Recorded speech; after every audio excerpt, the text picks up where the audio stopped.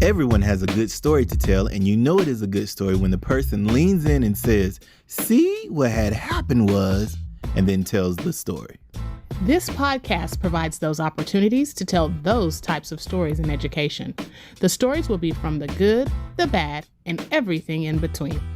We wanted to do this podcast to showcase stories in education and to give flowers to educators who deserve recognition for their excellence. Our guests will feature parents, students, teachers, administrators, and just about anyone who is involved in education. These stories will inspire you, challenge you, and help you to reflect on your practice of education, whether it be from the inside of the classroom or outside. If you have a good story to tell, we'd love to hear it. Email us at contact@andredoughty.org. We'd love to have you or your story on a future episode. See What Had Happened starts now. Welcome to See What Had Happened, where we hear stories in education from the good, the bad, and everything in between.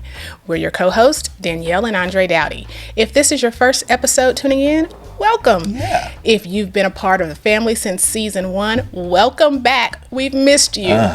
We're on all podcasting networks and YouTube. Make sure you like, subscribe, and share it out to all your friends. Yeah, see, what happens is the more you like, share, subscribe, the more we can be found a little easier on all the platforms. Those algorithms work that way. So if you don't mind, do us a solid. Like, share, we appreciate it. Yes. Yeah. Today we have a special guest joining in on the fun, Dr. Donna Marie Cozine. Dr. Donna Marie Cozine, is a leader, author, speaker, and executive coach. She is the founder of Renaissance Academy Charter School of the Arts in Rochester, New York. Her first Amazon best-selling book, So You Want to Be a Superintendent? Become the Leader You Were Meant to Be, outlined her driver's approach to leadership development. Her second Amazon best-selling book, Happy Teachers, Joyful Students, Engaged Parents, a guide for building a school community that works, outlines her framework for a joyful school. Dr. Cozine now serves educators who want to level up their leadership to enrich the lives of thousands of children and their families. Please welcome to our show, Dr. Donna Marie Cozine. Hello, hello. How are you doing? I'm great. Thank you. And my friends call me DMC. So we're friends and family now. So please get rid of the doctor stuff. I was going to ask that. I was going to say, now, we know that when you get that doctor, that means something. All that hard work to put into it. So we were going to ask that you want us to call you doc. But yeah, we'll do DMC. DMC is good. That's what the people who are close to my heart call me. So Awesome, DMC. Well, we appreciate you coming out and hanging out with us today. Everything good. Tell us a little bit more about you. Well, first, I'm so excited to be here. I am, first and foremost, a mother of 2. My children are 12 and 10, and the school that I started 9 years ago was started for them. I wanted to start a school where children could be joyful and have an amazing experience, and my children were 3 and 10 months at the time, and I thought, how hard could this be? I can start a school. And it has been one of the best journeys of my life. I stepped away from the school this past year because my daughter was transitioning to middle school. And I said, let me be a mama a little bit. But it was the best experience. I say the top 3 things in my life was marrying my husband, having my children, and starting that amazing school. And I'm just delighted to be here with you today. Amazing. Starting a school. Oh my goodness. Do you know how much paperwork it takes? I can only imagine. Holy moly. God bless you. Yes. That's so dope to say, hey, we want to try this school. We want to start it to serve the community. Oh, that's amazing. Okay, so here we go. We're about to get into the story here. You'll set it up for us. Is this you as a teacher, as a parent, as a leader? Set up the story for us. Yeah, so this is the story of starting the school. And everything that could have gone wrong went wrong, but I want to tell a very specific story that I think your viewers will enjoy. All right. Well, since the title of the show is See What Had Happened, what had happened? See, what had happened was I had this great idea to start this charter school of the arts in 2012. I had been working in the city of Rochester in some high schools. And what was happening was children were coming to the 7th grade at a 3rd grade reading level. And the schools with which I was working, they were getting those kids through from 7th to 12th grade. They were graduating on time, and many of them were going on to post high school experiences, college careers, or the military. But as I mentioned, my children were getting ready to go to kindergarten, and I thought, why can't school be joyful? The Common Core was coming out, and people were taking the arts out of schools to get more math and ELA in there. And I thought, this is counterintuitive. We know that the arts help everything. So I'm going to fast forward to about 4 weeks before school was supposed to start. I had a co-founder, and he quit. And he quit in a way that all of a sudden it was the Donna Marie show. And I was sitting around the table with the board members, and a lot had happened. The co-founder quit. We did not have a building. I had 194 children scheduled to start school. I had 32 staff members, and something went out in the paper, and it was just like this big hullabaloo up here. So we're in this conference room, and all the board members are sitting around and talking. And this one board member said, with all due respect, no, she didn't say that. I said, well, I'm more respectful. She said, I think we need to take a planning year. And I listened, and she said, we don't have the leadership to be able to start this school at this point. We don't have a building. We don't have this. We don't have that. And I had it about up to here. And I said, excuse me. With all due respect, I did not just fall off a turnip truck. I can do this. I can start this school. I said, we have 194 students. Where are they going to go now? They've committed to this charter school that we're starting. There are no seats left in the, quote, good schools. We committed to their parents. And I have 32 staff members who have signed on. People moved up here from Florida. What am I supposed to tell these people? And she just looked at me. And another board member said, let me ask you a question. What's more likely to get us sued? I said, what's more likely to get us sued is to pull the plug right now, because we have one shot at getting this right. If we go back to these families and we say to them, we're going to ask for a planning year, they're never going to come back to us. We have sold them a dream that they are not a part of, and that is just not okay. Mm-hmm. So they voted around the table, and all but one voted to move forward. She later resigned from the board within a week. And the next couple of weeks, it was just pedal to the metal to get the program started. So it was August, I think, 11th, I started with teachers, and I still did not have a school building. And we were supposed to start with children on August 24th. And here I am in front of 32 staff members, tell them how great it's going to be. And the next day at 7 p.m., we were able to get our building. The day after that, my husband, who's a painting contractor, I was like, drop everything. He went over there, and his crew started painting, and it was a full family affair. My mom came in from New Jersey. She was an assistant superintendent for business, and she got the building ready.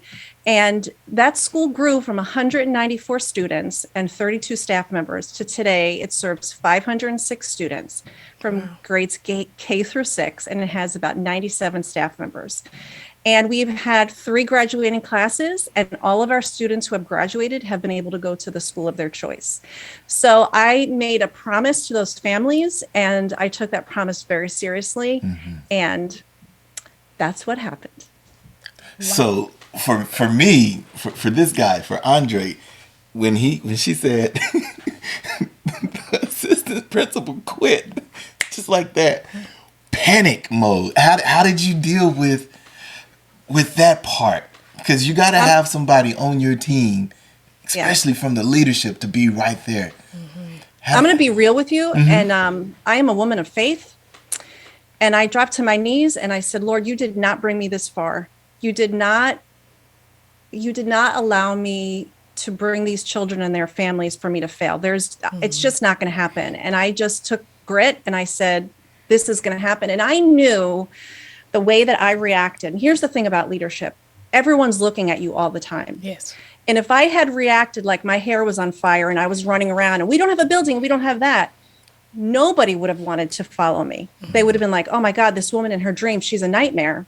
And instead I just said, whatever we have to do. And I have a very supportive family. My father, my mother, my husband.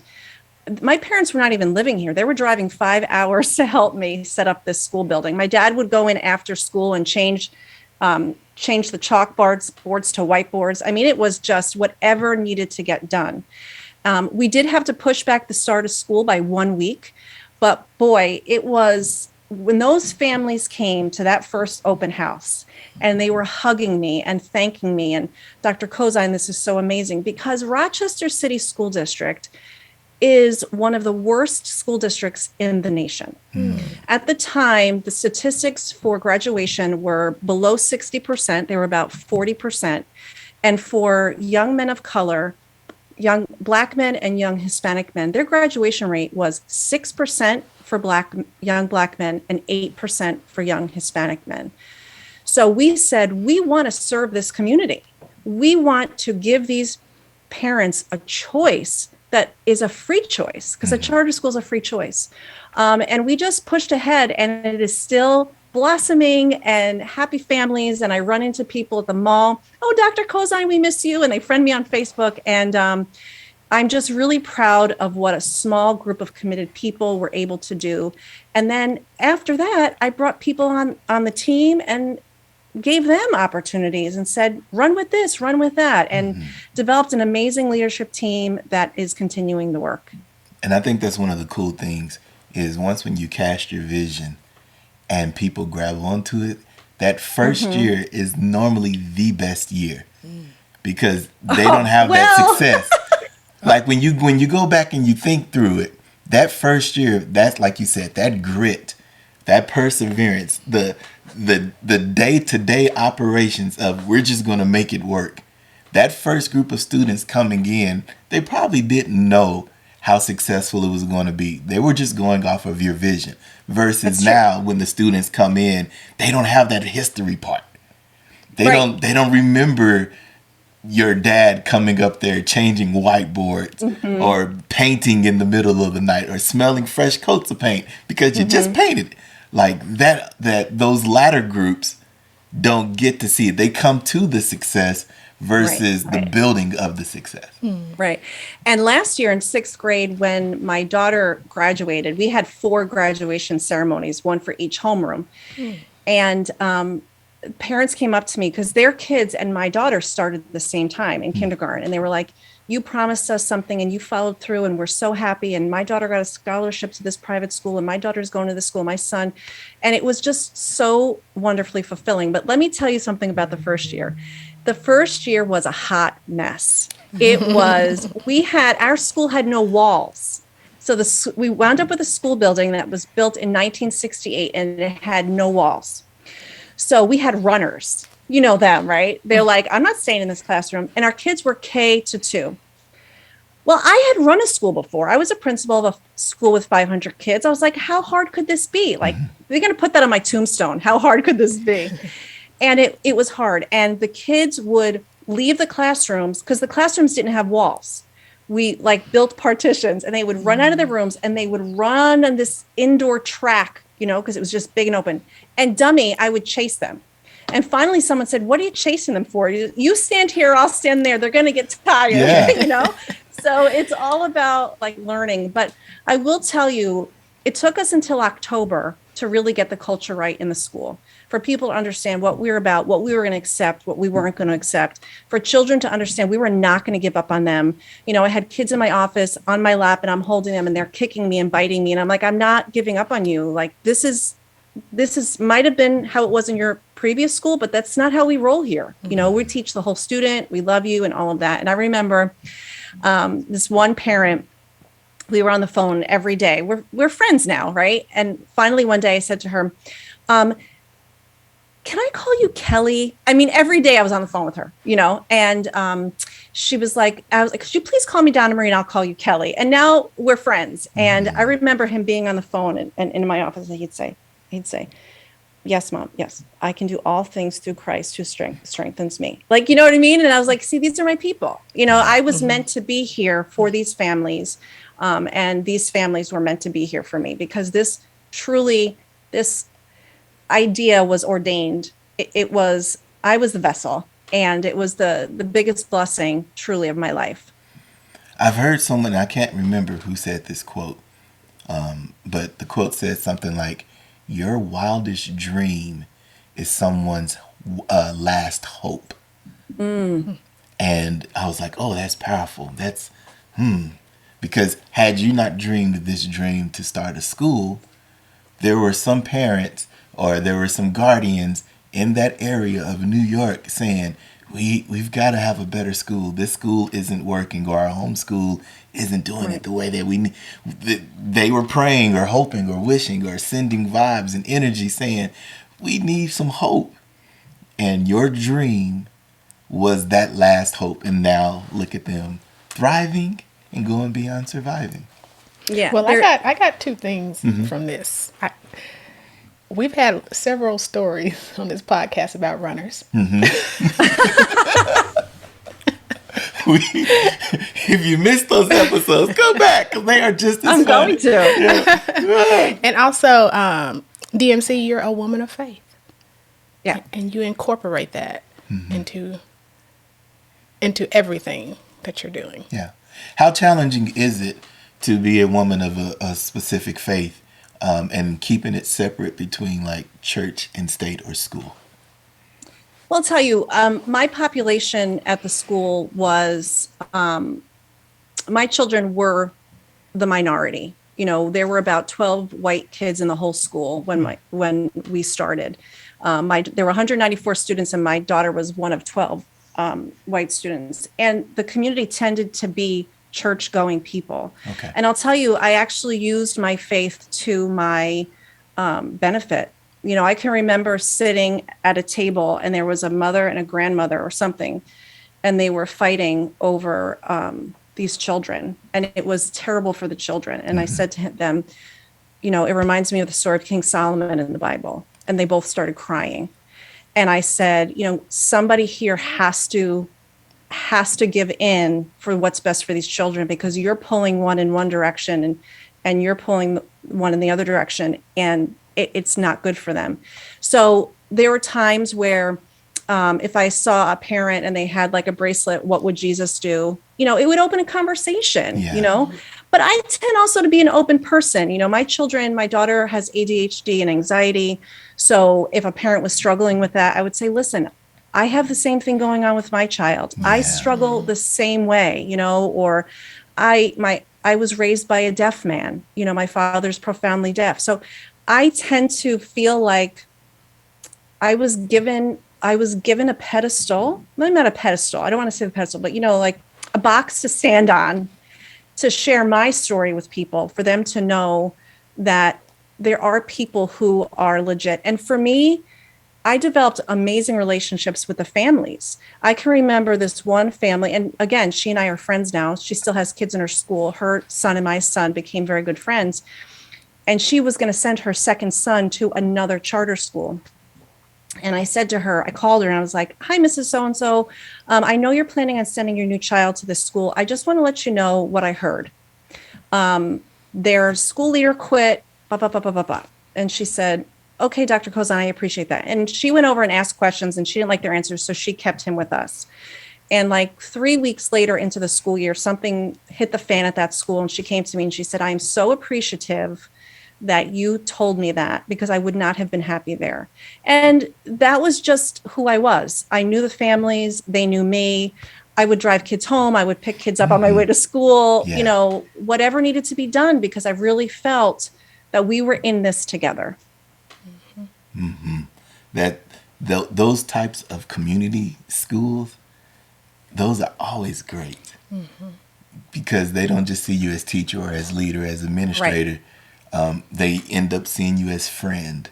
You can see them in the Walmart or in the Target or the Kohl's, the Marshalls, and you all start cackling like you've been knowing each other for years, because they don't see you just as the person who gives grades.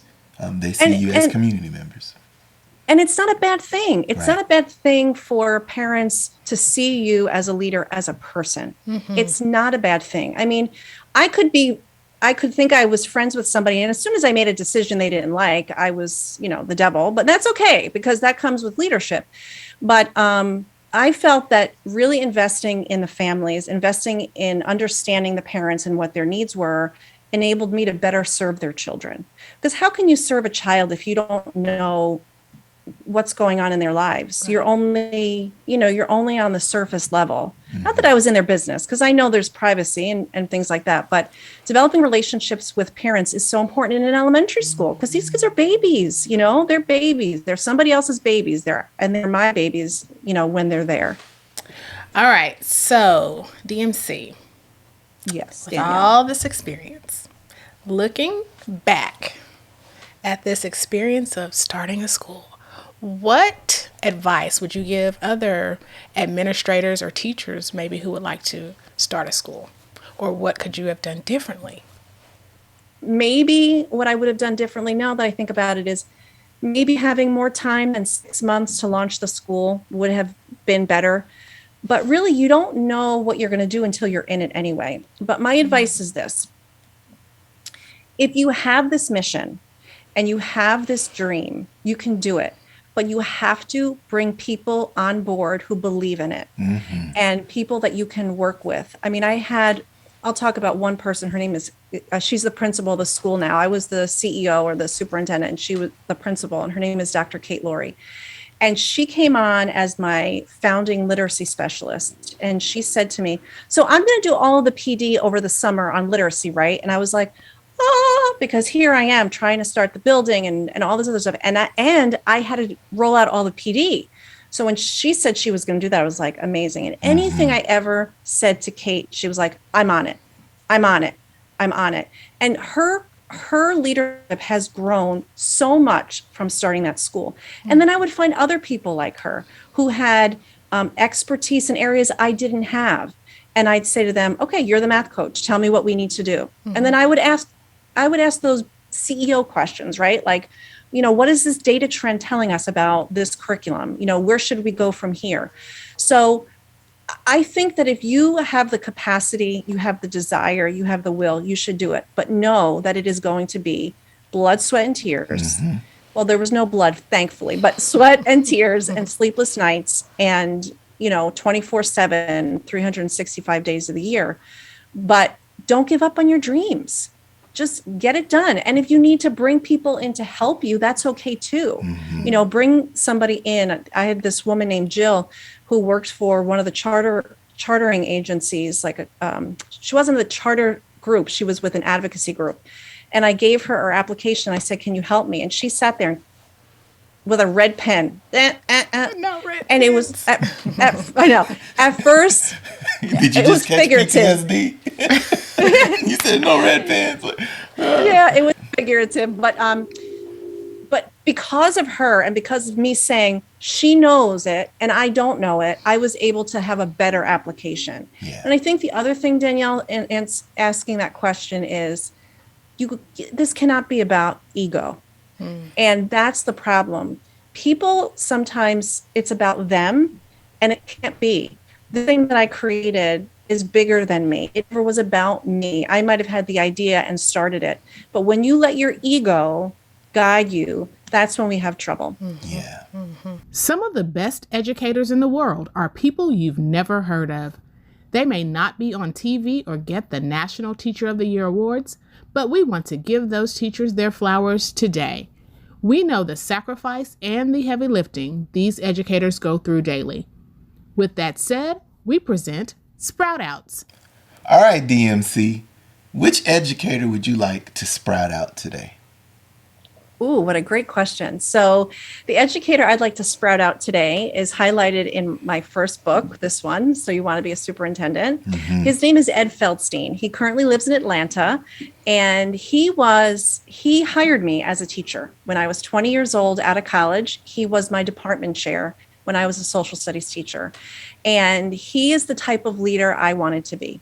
He was supportive. He was encouraging. He was just amazing. And I never would have become the teacher that I was without him. And the teacher that I was led to being the leader that I was, led to all of these other things. So I would like to spread out to Ed Feldstein of Atlanta, Georgia.